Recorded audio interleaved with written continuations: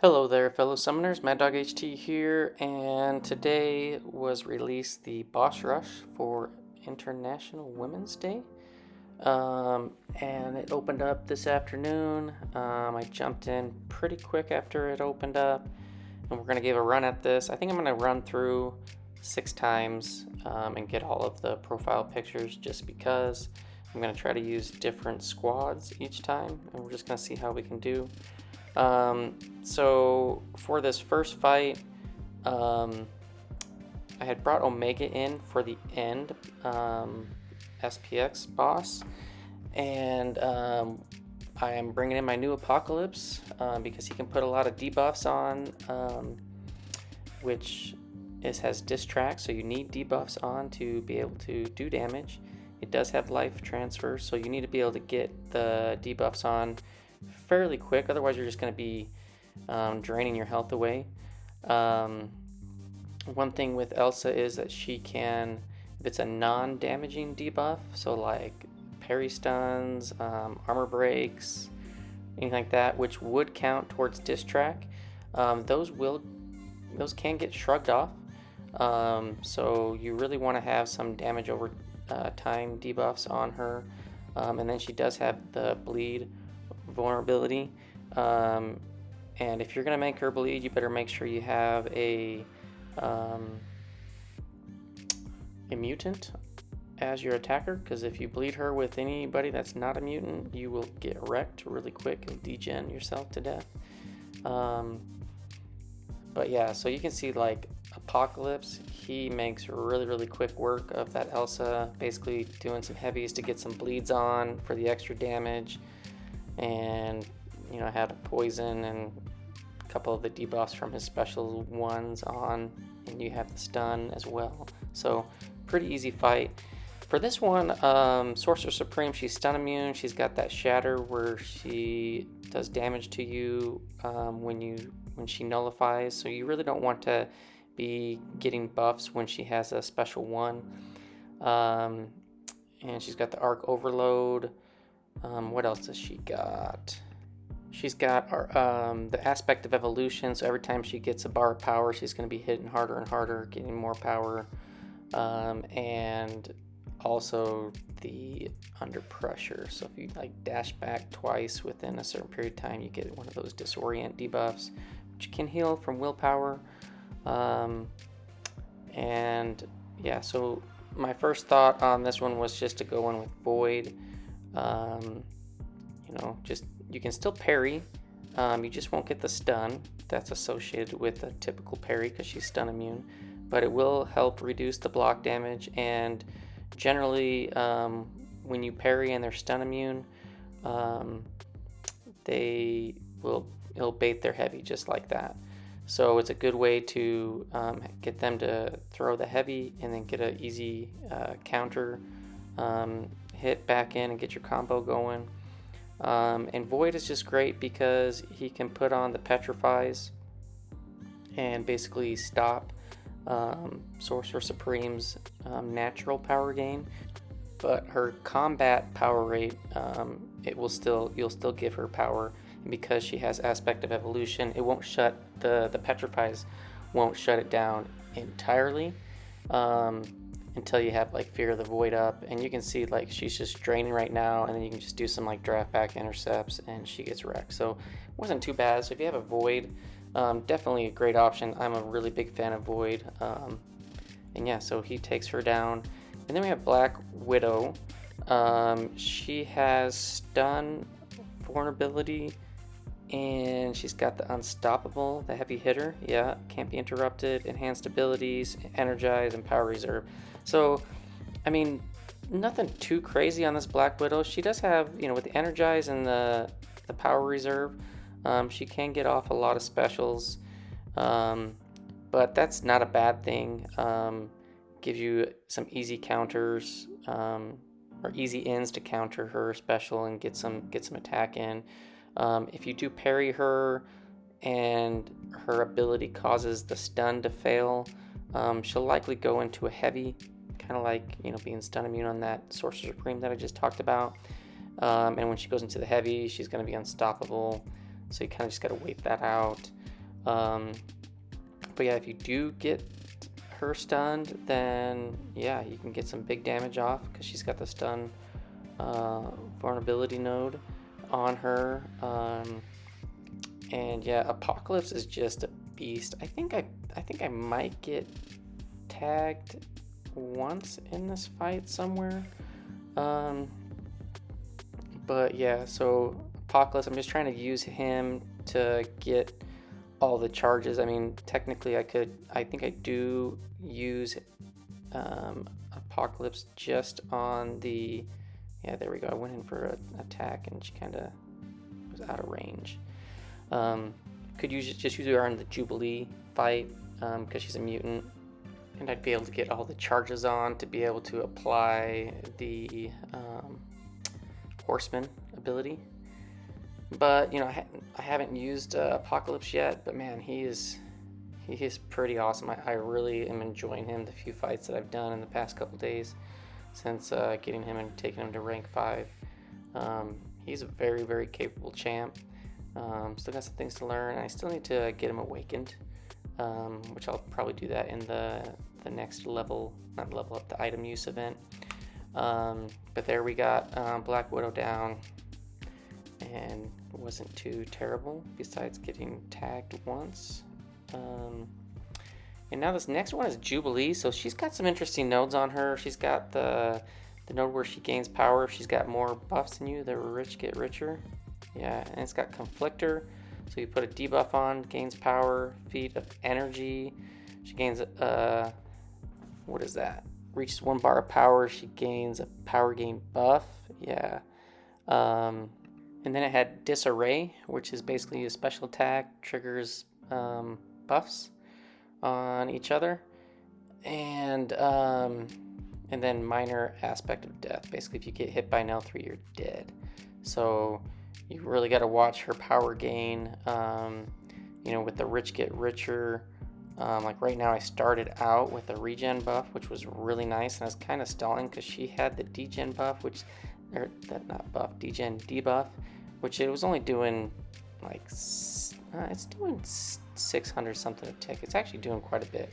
I do get tagged on her special 2 at the start. She gets the unstoppable buff, and I think I just throw off at L1 because I want to get that unstoppable off. She ends up getting a Fury. You really got to have like your double parries, your re-parries on because of that Conflictor. I do get another regen buff, which is nice. 150 a tick, which is pretty decent. It's not like crazy regen, but it's decent. And yeah, I'm just trying to make sure she keeps throwing her specials. Definitely want to not get hit by an L3.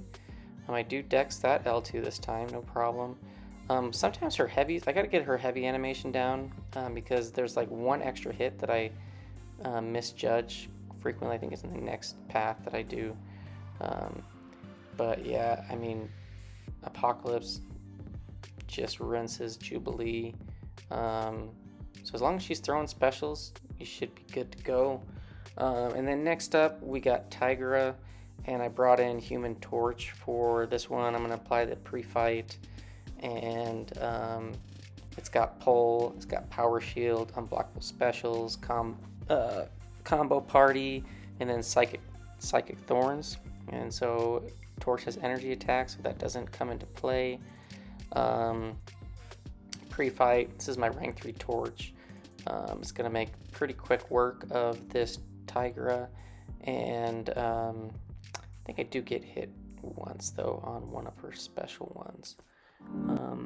You just want to make sure if you do get hit, hopefully it's early, because I went in too early. I think I get hit twice actually. I went in too early on that heavy, and I think I do get tagged by an unblockable special one somewhere. It might be here close at the beginning. But that combo party, if you get hit and you have a decent combo up, yeah, right there I get hit. It will do some pretty good damage. The higher your combo is. I hit her with a special 2, go in, do some medium, light, mediums, get a bunch of debuffs on her. She throws a special and just totally kills her with the power sting damage. So that was pretty fun, and I actually ended up healing. I'm trying to figure out if her debuffs were healing me and then not doing enough damage, but pretty much ended at full health. So here I go in with Apocalypse on Storm Pyramid X. She's got micro reflect, so you're going to take some damage when she glances. She's got enhanced unblockable special 1, long distance relationship that's going to get some weaknesses on you. And that performance anxiety, where basically you can't throw 2 specials within a 15-second range. And so because of the glancing, I went in with Omega, and I'm trying to get some spore damages locked on there. I was just a tad late on that heavy, and I'm gonna get late on another heavy. I'm just trying to play really slow. I don't have him with suicides. He is max sig, but you know, if you can just play slow play, parry, stay close, get to 10 spores, and then just lock those in, it can be very, very significant damage. And his tentacles are gonna bypass the thorns from the micro reflect. Or is it? It doesn't look like it. Maybe it wasn't. You do have the weakness that's going to give you some willpower healing. It's going to gimp the damage a little bit. And then right there I was late again and I just got wrecked. I don't know, I was twice in that fight where I was holding the heavy just a tad long, where I wasn't able to connect, and I paid the price for it. So I'm like, I'm just gonna go try out Apocalypse, and I'm just gonna do a lot of heavies, trying to get some bleed damage going. She's going to glance some of the hits, but not everything. And I think, I can't remember, do I finish her with Apocalypse? I think I come really close. I think I die like right at the very end. But the glancing and the damage can get pretty significant. Storm Pyramid X, she cannot glance special attacks, just the basic attacks. And one option that I think I might try for this one on another path that I haven't done yet, I've only done 2 paths, but Hyperion, I think he would be pretty good by just being able to kind of continually gain power and spam some specials, and kind of bypass the micro reflect damage that you would take. Throw off a big special 3, boom, it's a big stomp. She's down to 19%, and I don't know how to effectively evade her L2, so I try to always stick to the L1. Her and Cosmic Ghost Rider kind of have the same evade cadence, and yeah, so I'm pretty used to that. But yeah, I think I get tagged like right here towards the end. Let's see. Yep. Yeah, right there. So as I said, I'm pretty used to it. I'm comfortable with it. I get smashed. Yeah, her specials will hurt. She's pretty powerful. And then I just kind of go in with Torch and just tap her over and go and collect the rewards, which are pretty nice. So on the path, your first path on the completion run, you have 3,000 6-star shards on the path, which is awesome. And then you get a International Women's or whatever crystal that has a bunch of the female champs in it. That purple crystal, which is going to be nice. We're going to open that up. And then you get a profile picture. You can basically pick one of these custom profile pics from each of those battles. I was kind of disappointed that it didn't give a shout out to the creator of the fight in this screen, because I was clicking on, I'm like, oh, well, who was the creator of the Tiger fight and the Storm Pyramid X fight? Because I think Storm Pyramid X was KatyCandy. I can't remember the other ones, but there's like Murdock and a few other content creators that are well known helped do that, and yeah, it was pretty fun. And then I'll just show you the crystal opening really quick, what I got from that 5-star crystal. Yeah, so it's the Women of Power crystal. Pretty cool, dark purple. Got a lot of great female champs in it.